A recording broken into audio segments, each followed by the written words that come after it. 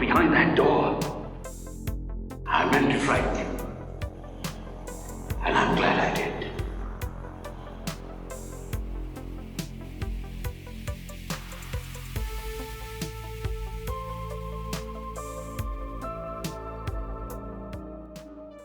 Greetings, my video nasties, and welcome to the Video Dungeon. I'm your horrible hostess, Murderella Von Blutrausch, and I'll be dredging the darkest depths of degenerate cinema for your morbid amusement.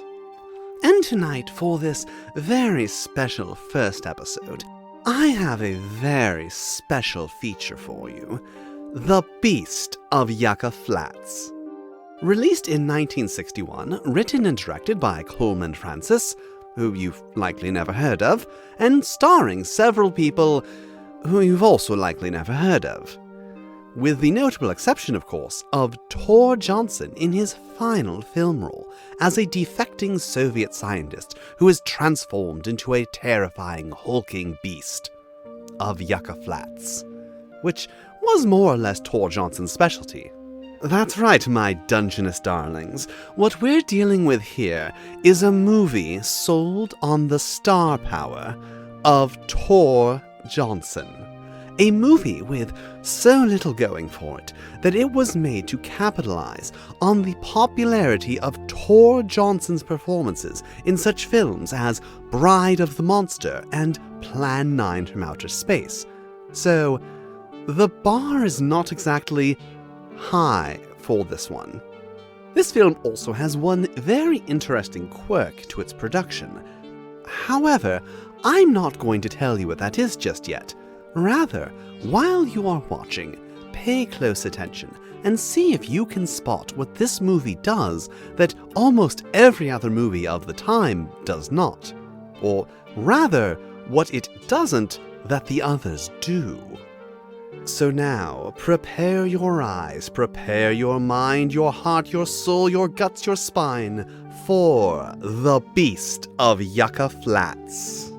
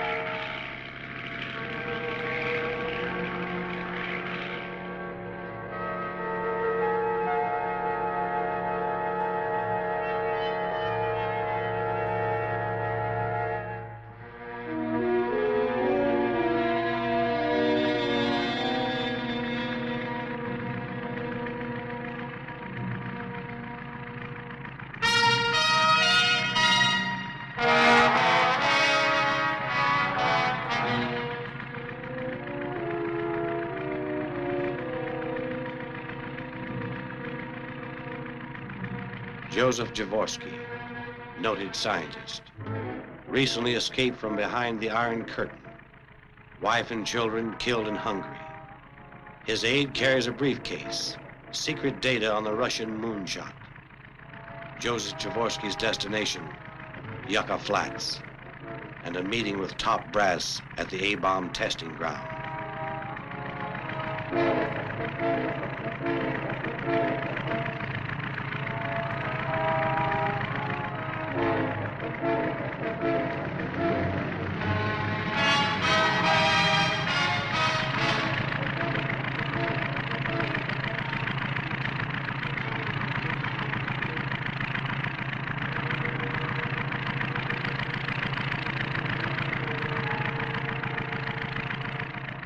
These men are also from behind the Iron Curtain.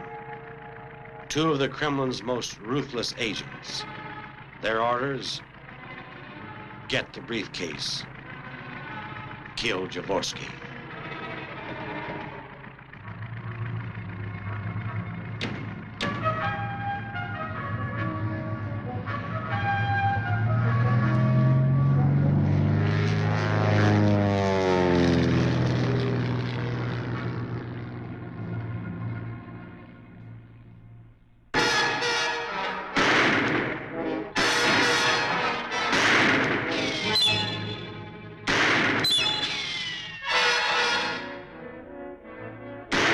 Mr. Jaworski, get in the car.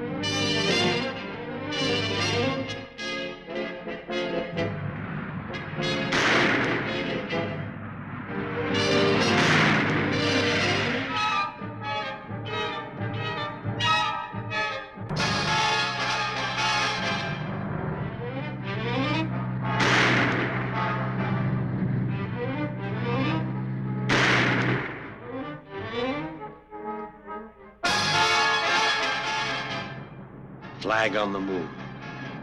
How did it get there?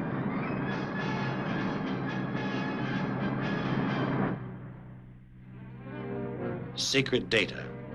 Pictures of the moon.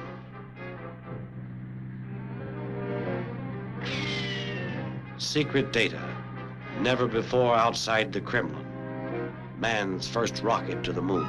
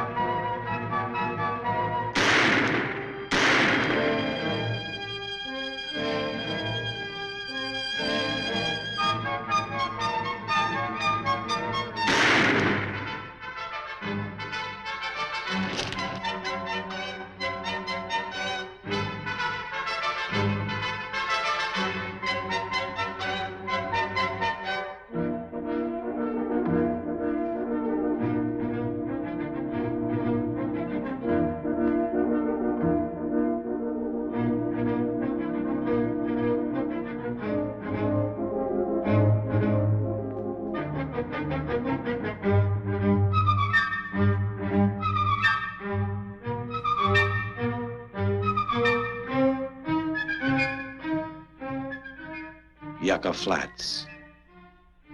The A-bomb.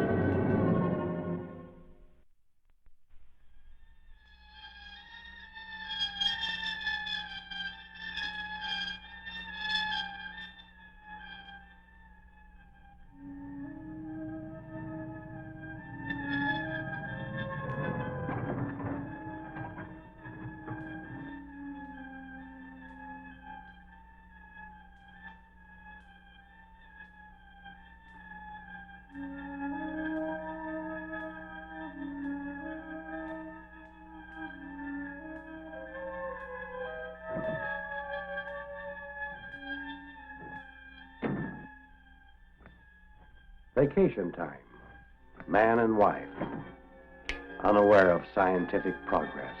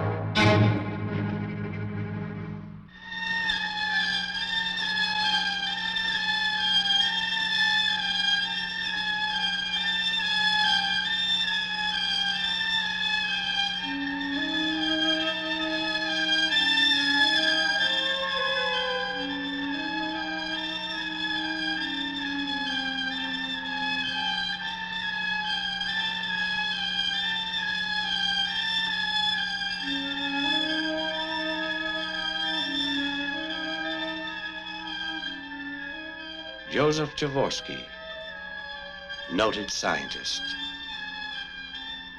dedicated his life to the betterment of mankind.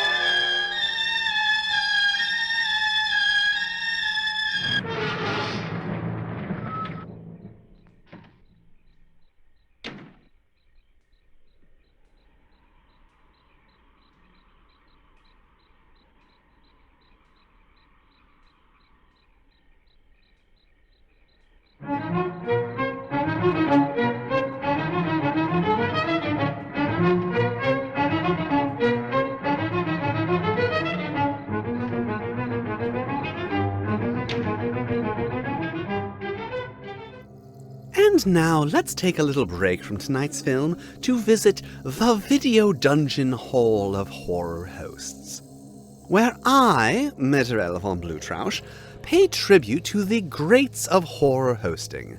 And for this first episode, it only makes sense to honor the one who started it all.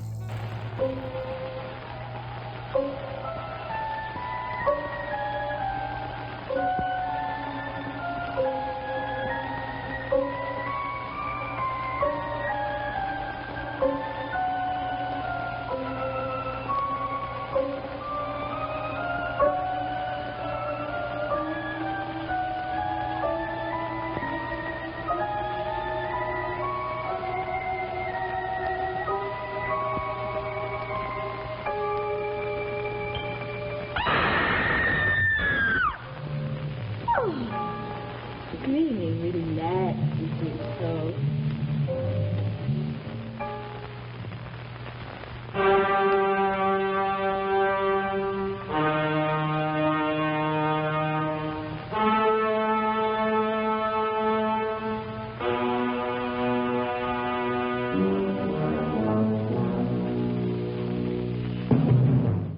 That's right, Vampira, who features alongside the star, more or less, of tonight's film in Plan 9 from Outer Space and Night of the Ghouls. And given her incredible pop culture influence, not only now but at the time, you might reasonably assume that The Vampira Show was lighting up every television in the nation for years, and may be more than a little surprised to learn that it only ran for a total of 50 episodes from April 1954 until April 1955, which were broadcast live and only in the Los Angeles area. That clip I showed wasn't actually from an episode of The Vampira Show. It was reshot as a promo for the network. The actual episodes do not exist. If a network didn't feel the need to record a program as it went out, then it went out once and then disappeared forever. And while she did briefly return in 1956, the fact is that despite her international fame appearing in magazines and on variety shows, and enduring presence as a horror icon for generations, nobody outside that specific time and place has ever actually seen The Vampira Show, nor will they ever. Which speaks to just how influential of a figure Vampira was in shining a much-deserved light on creepy ladies everywhere. Which is why you're watching me right now. And we will return to The Beast of Yucca Flats after a word from our sinister sponsors. Excuse me one moment. What do you mean we don't have any sponsors?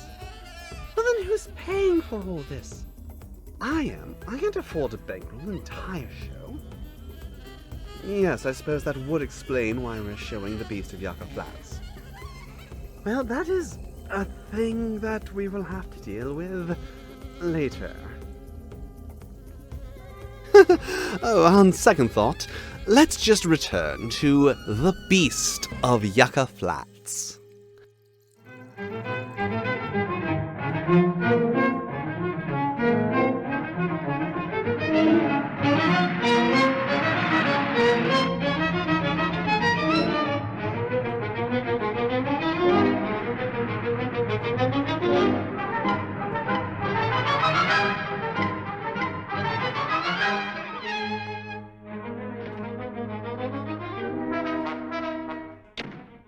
Young Joe Dobson, desert patrolman.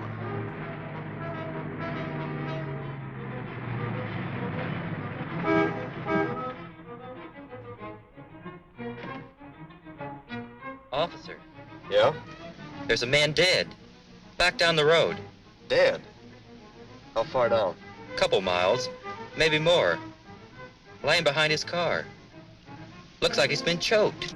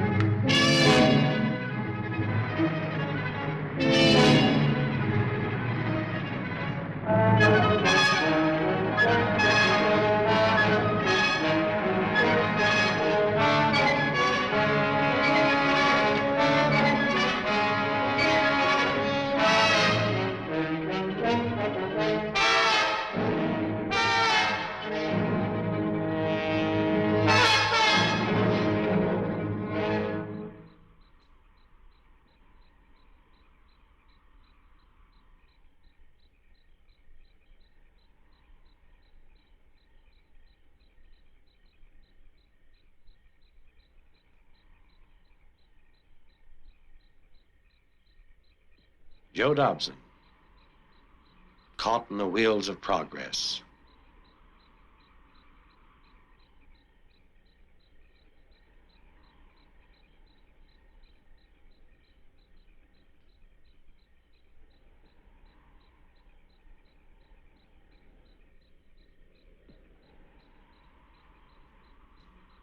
Man choked to death, a woman's purse, and footprints on the wasteland.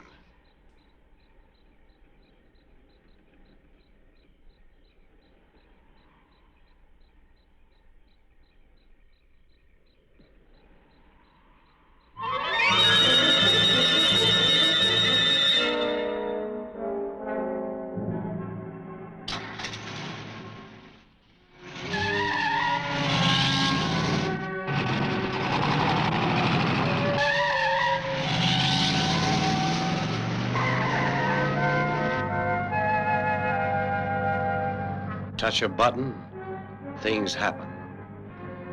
A scientist becomes a beast.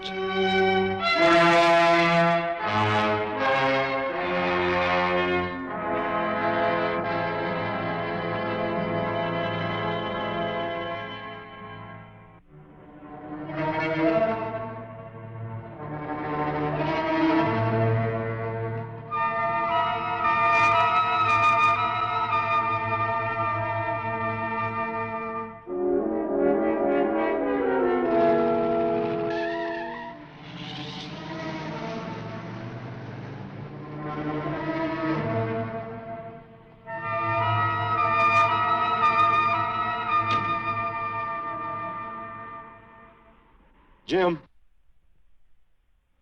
Be down in a minute, Joe.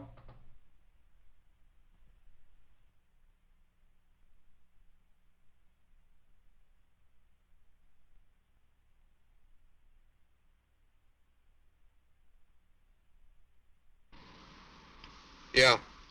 Better come with me. Trouble up the road. Murder. Be right down.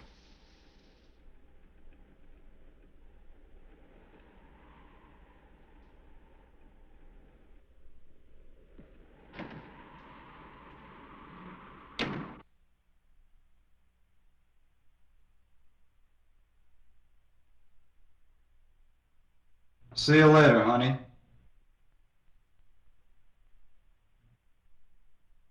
Jim Archer, Joe's partner. Another man caught in a frantic race for the betterment of mankind.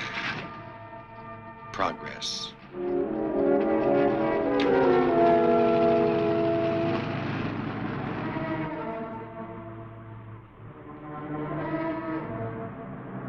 Jim Archer, wounded parachuting on Korea. Jim and Joe try to keep the desert road safe for travelers. 7 days a week.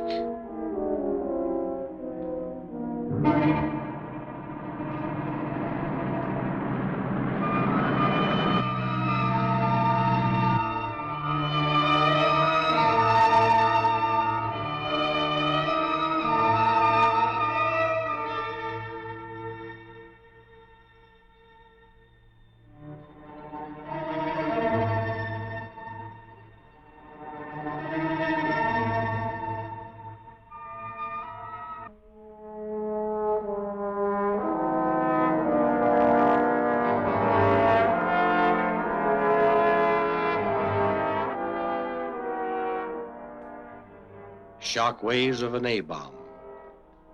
A once powerful, humble man, reduced to nothing.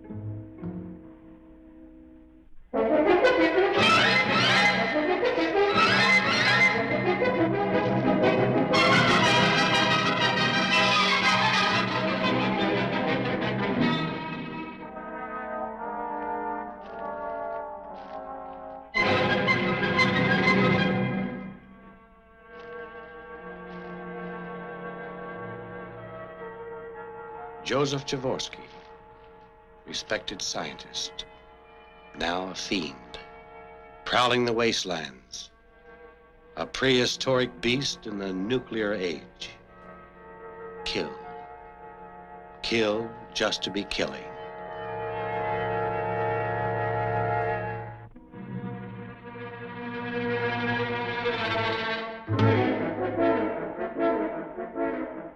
The mouth of the cave 1,000 feet up over jagged cliffs. A man murdered, a woman's purse.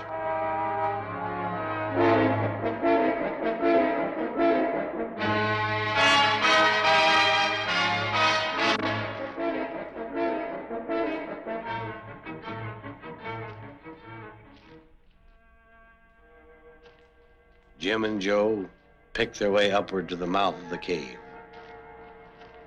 One slip, and 1,000 feet to nowhere.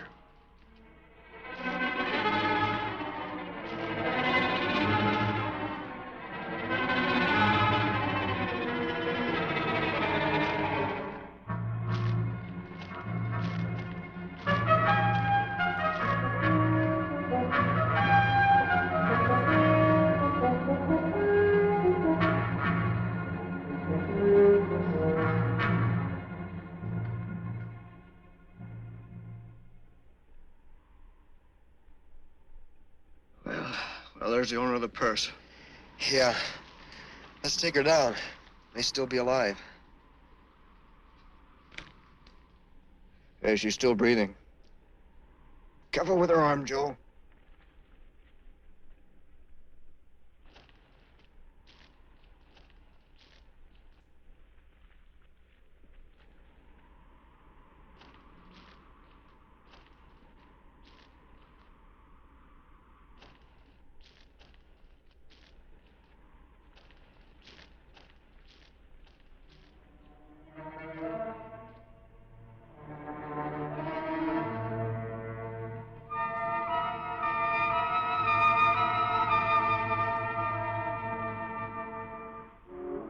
Hey, Joe.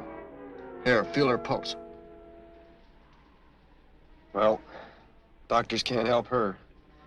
Maybe angels, but not doctors.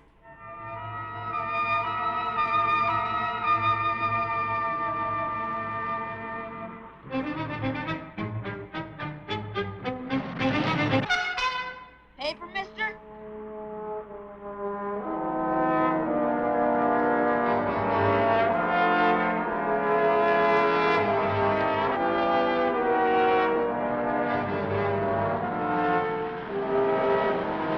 Get your morning paper.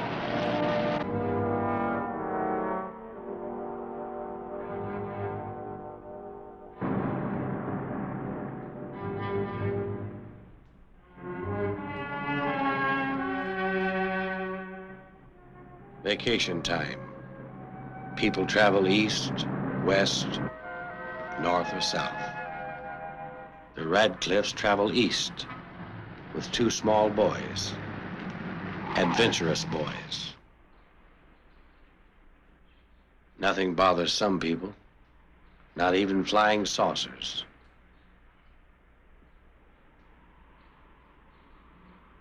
Come on, Art. Let's get some soda pop. Hey, mister?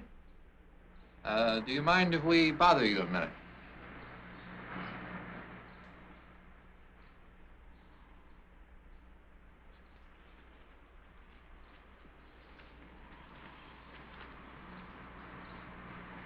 Boys from the city, not yet caught in the whirlwind of progress, feed soda pop to the thirsty pigs.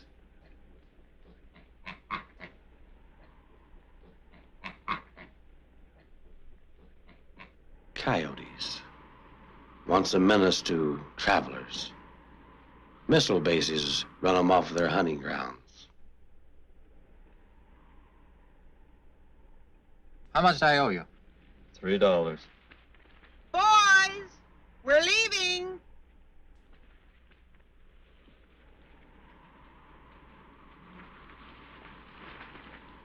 Mom, we saw some real pigs. Yeah, and a coyote. Coyote? Yeah. Don't you be playing with coyotes.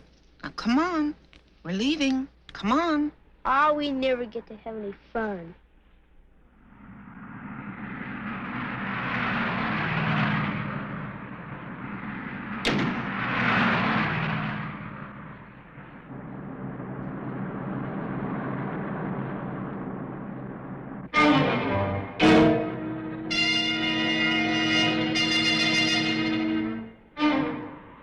$110 in the shade, and no shade.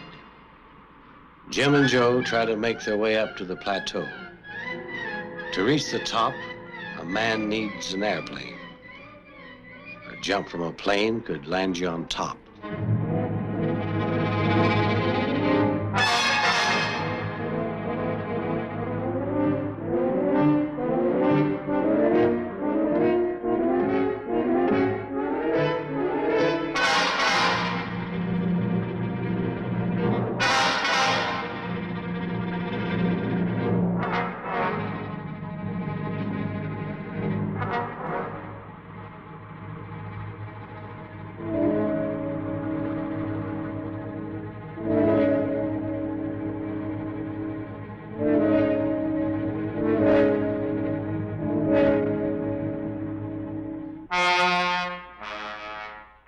But the killer's not on the plateau.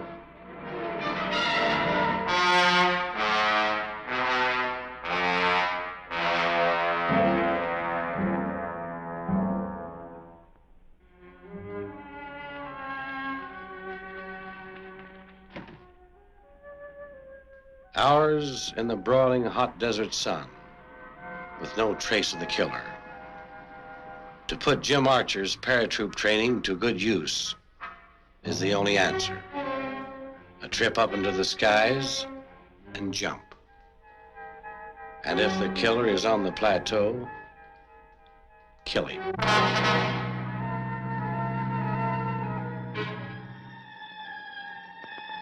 Murderella Von Blutrausch, horror hostess.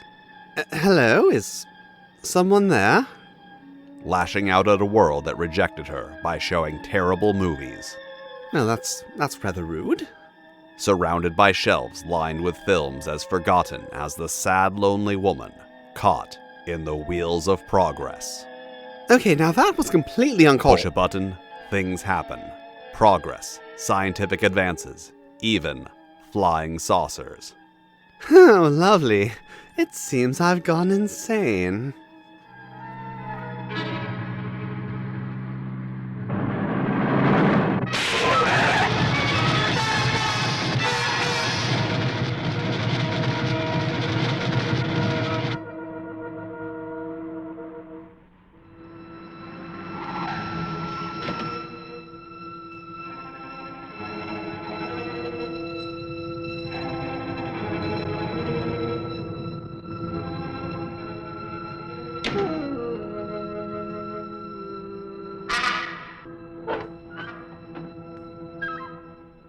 Hank, I don't see the boys. I'll take a look.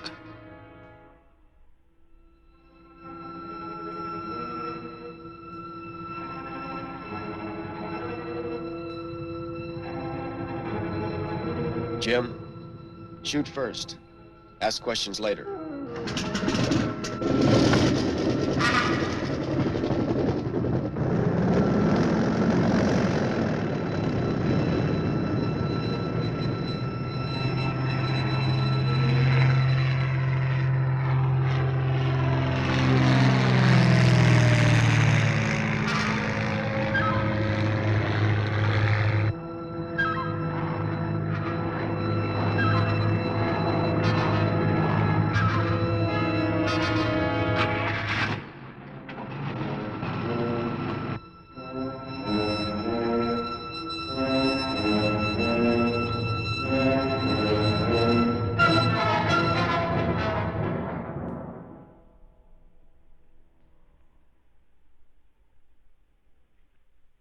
Hank, I can't find them. What do you think we should do? I don't know, Lois. Stay here, I'll go out farther. We'll find him.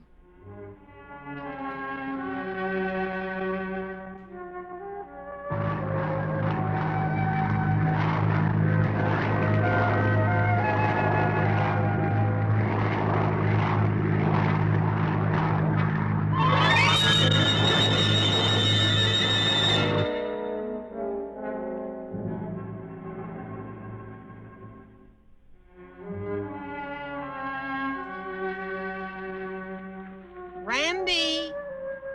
Art!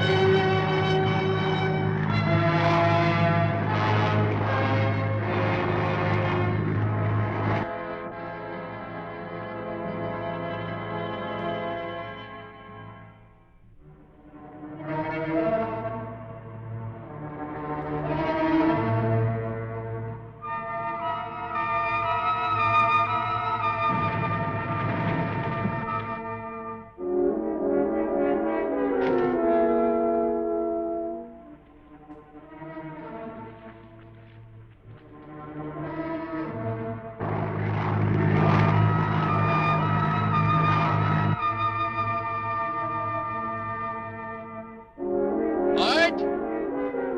Randy!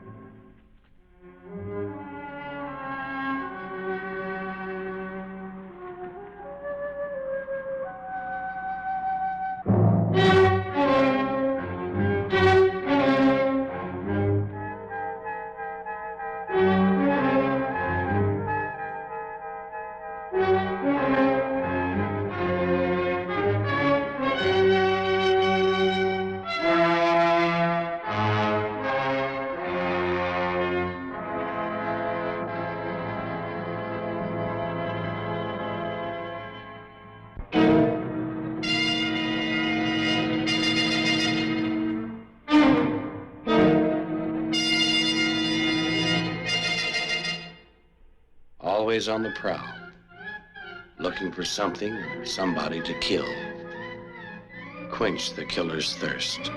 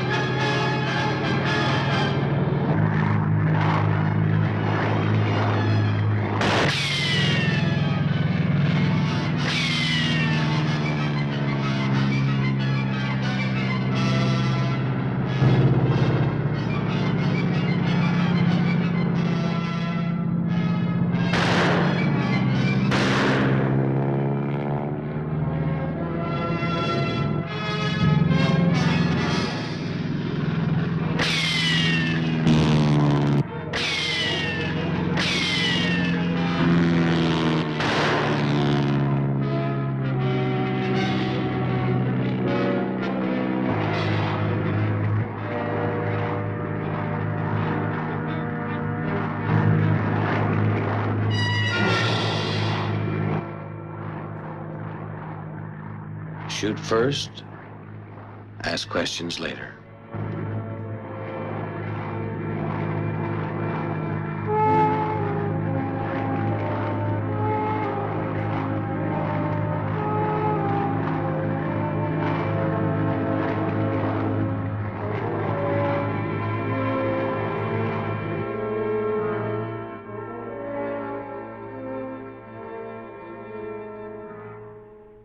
The pilot dropped his man. If Joe Dobson moves north, Hank will be caught in the middle. An innocent victim caught in the wheels of justice.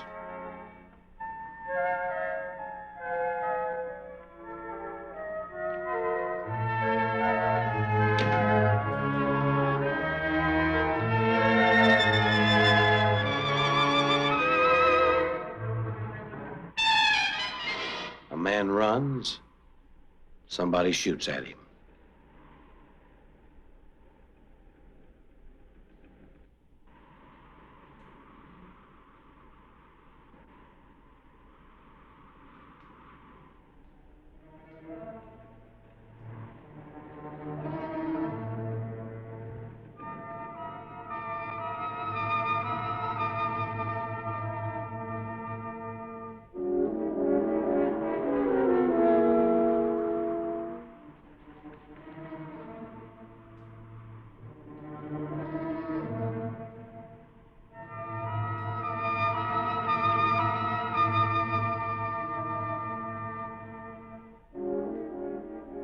Jim Archer, ex-paratrooper, trained to hunt down his man and destroy him.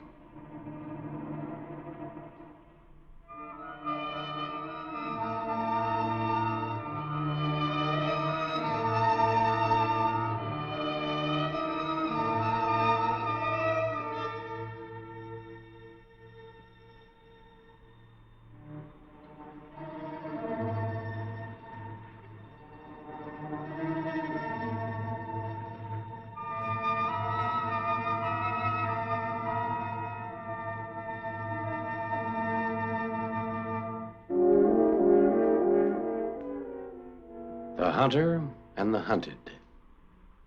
With only a few hundred yards between him and the enemy, Jim closes in for the kill.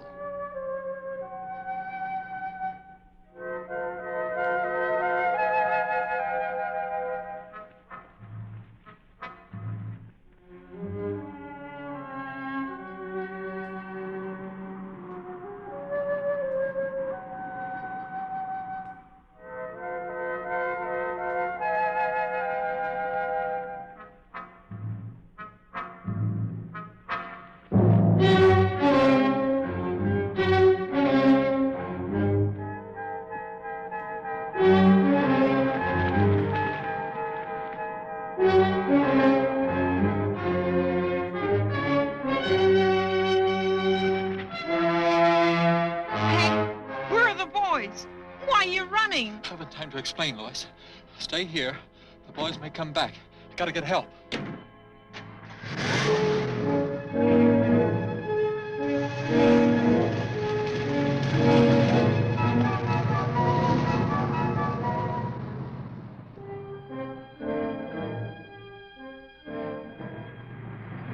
Joe Dobson headed north and met Jim.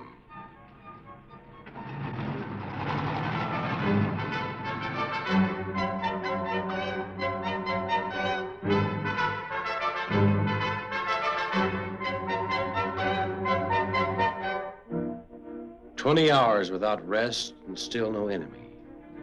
In the blistering desert heat, Jim and Joe plan another attack. Find the beast and kill him. Kill or be killed. Man's inhumanity to man."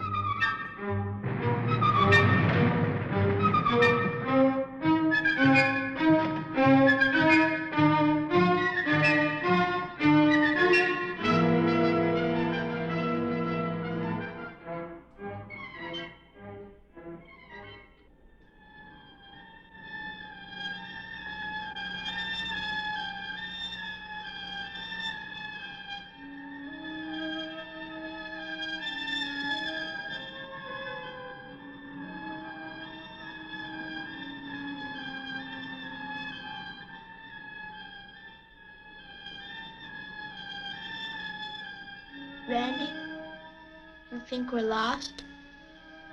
Maybe. I don't know, Art. Maybe. Let's go.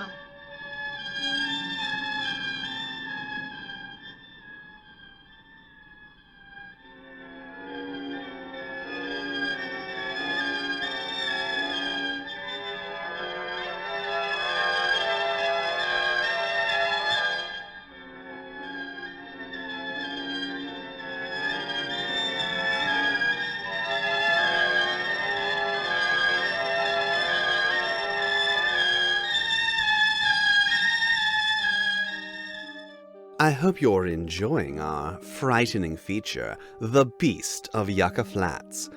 I don't expect it, but I can still hope. And have you noticed that little quirk I spoke of earlier?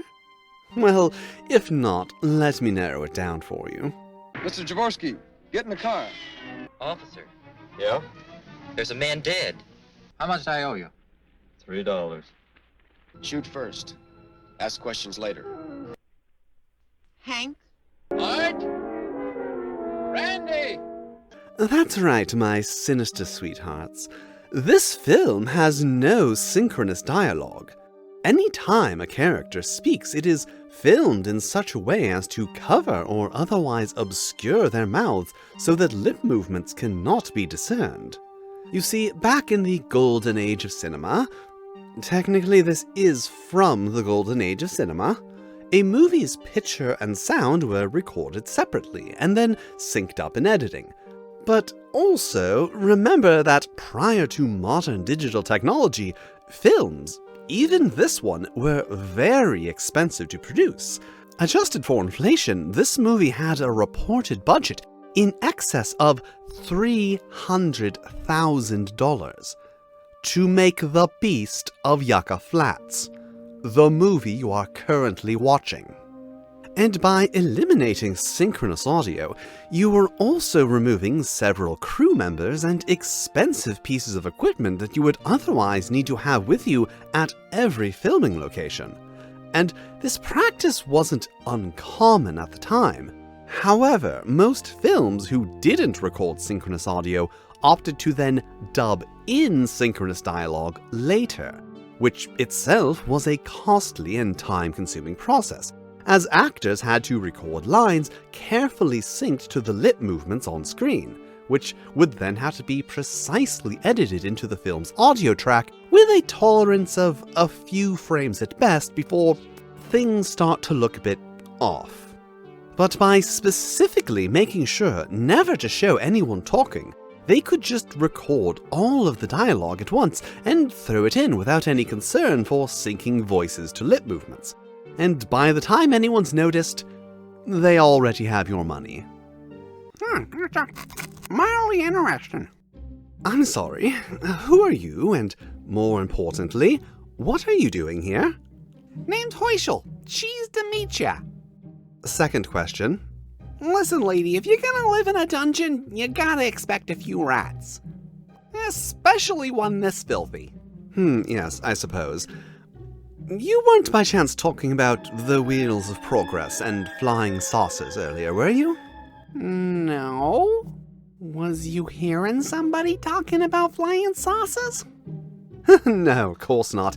Well, it's been nice chatting, but I'm sure you've got lots of very important rat business to attend to, so I'll let you be on your way. Nah, I ain't got none going on. Yes, well, I do happen to be in the middle of recording a show right now, so if you wouldn't mind being on your way. Oh, is that what you got going on? I kinda figured you was just standing here talking to yourself like a crazy person. Well, now you know, so if you wouldn't mind leaving, I would like to get back to entertaining the audience. I don't know, doesn't seem that entertaining to me. Yes, well, nobody asked you. I am a professional horror host and historian, whereas you are a rat eating a lint-covered cracker. So I think I know a little bit more about hosting a movie than you do. See, that's your problem. You're coming across all stuffy and academic-like, droning on about adjusted budgets and synchronous dialogue. It's all very unrelatable. People want fun. People want you to do silly little bits and stuff.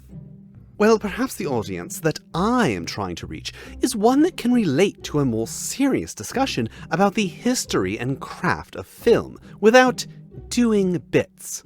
Have you considered that? Nah, trust me, even them smartsy types love a good bit.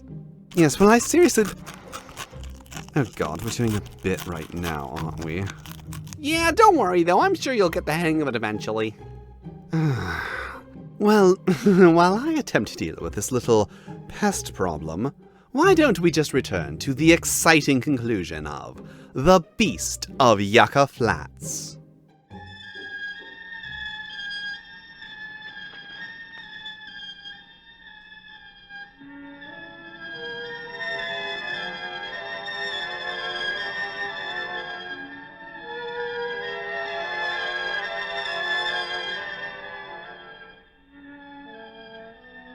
Randy, is that water down there? I sure hope so. My throat's dry. Mine too.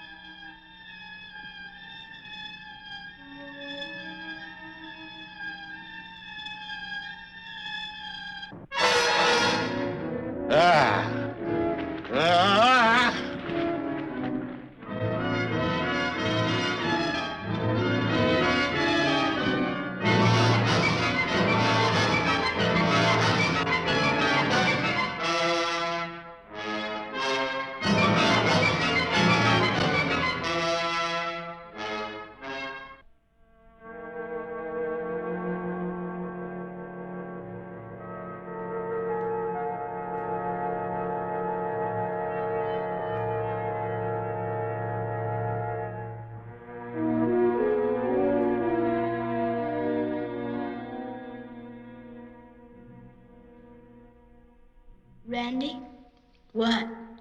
where are we? In a cave, I guess. Come on, Art. Be careful. Think that old man can get us up here? Don't talk about it. Come on.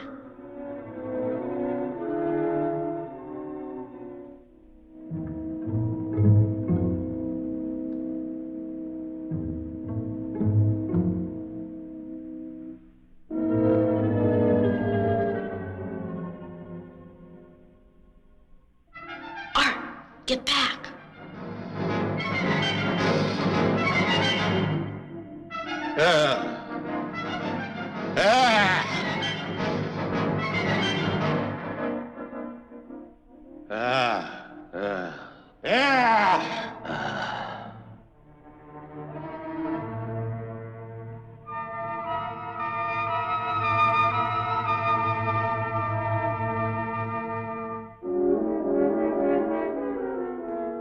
The beast, finding his victim gone, unleashes his fury.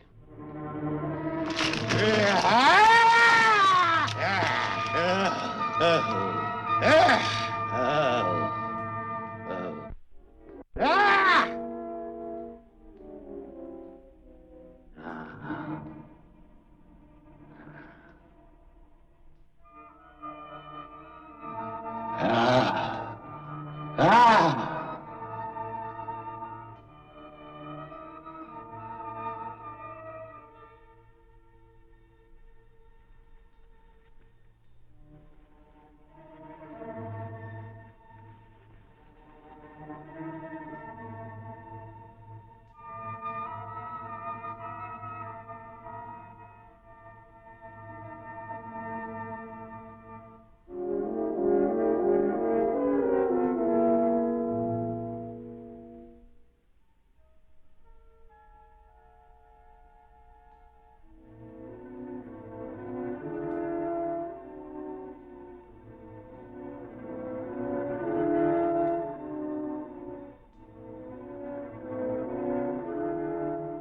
Art, come on.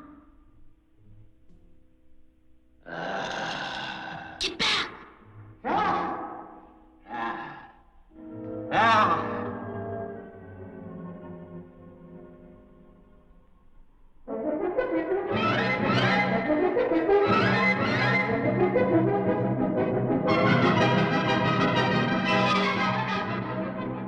With Hank and some helpful neighbors, the search narrows.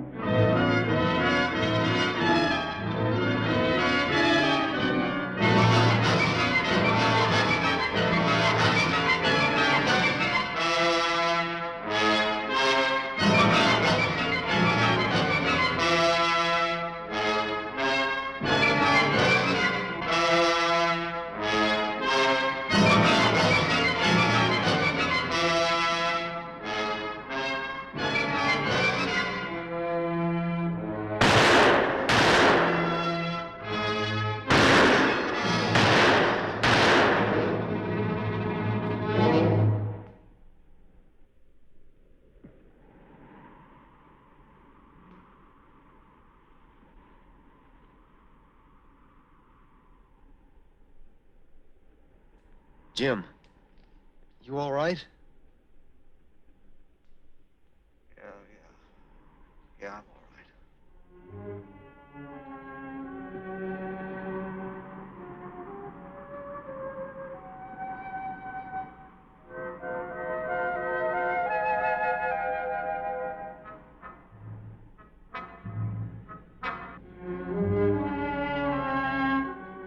Come on, let's go.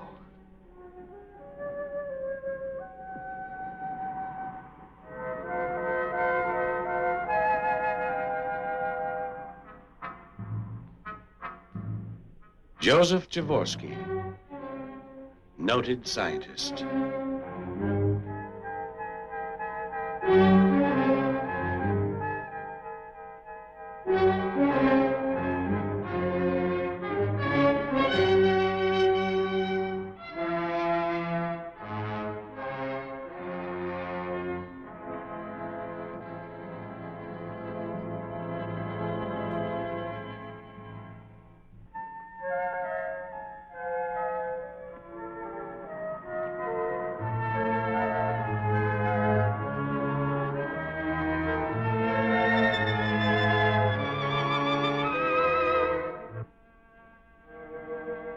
Mom? Mom? Mom?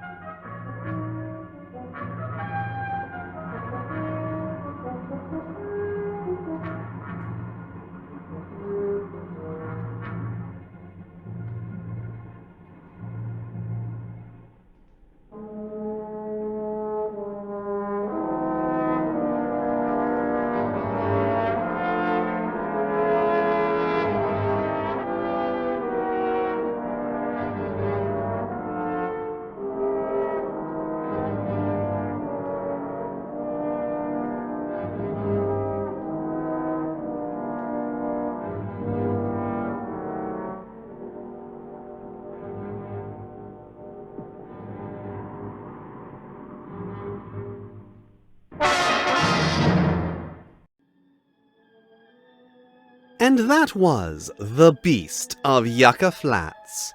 Hopefully you are able to make it through without getting too many of your precious appendages caught in the unrelenting wheels of progress. So, Rat, what did you think of the movie? Well, I might not be a hoity-toity film expert like you, but I can confidently say that it was not very good. Like, I don't think I ever watched an entire movie and still had no idea what it was actually about. Oh, well, that's simple. It's about a Soviet scientist who defects to the US with documents exposing the secret Soviet moon landing, where he is pursued by KGB agents who chase him into the desert where an atom bomb test turns him into a savage killing machine. Hold on, so you're telling me that this movie was about a secret Soviet moon landing? Yes, strangely enough, it actually is. His aide carries a briefcase. Secret data on the Russian moonshot. Flag on the moon. How did it get there? Secret data. Pictures of the moon. Secret data. Never before outside the Kremlin. Man's first rocket to the moon. See? Okay, so then if the entire movie was only 10 minutes long, it might have actually made sense? Well, that might be stretching it a bit, but yes, this film does have what could be generously referred to as pacing issues that do somewhat obscure the actual plot, such as it is. So, do you have any more inane questions? Yeah, actually. Did we really need to come all the way out to the most irradiated nuclear blasted spot on the face of the Earth to shoot this part of the episode? Nobody said you had to come. You said there'd be snacks! No, you asked if there would be snacks, and I said, I don't know, maybe if we have time to stop on the way. And we did not have time because you spent 20 minutes looking for your phone. I think we still had time. Yes, well, speaking of time, that's all the time we have for now. But make sure to come back next time for more chilling cinema in the Video Dungeon.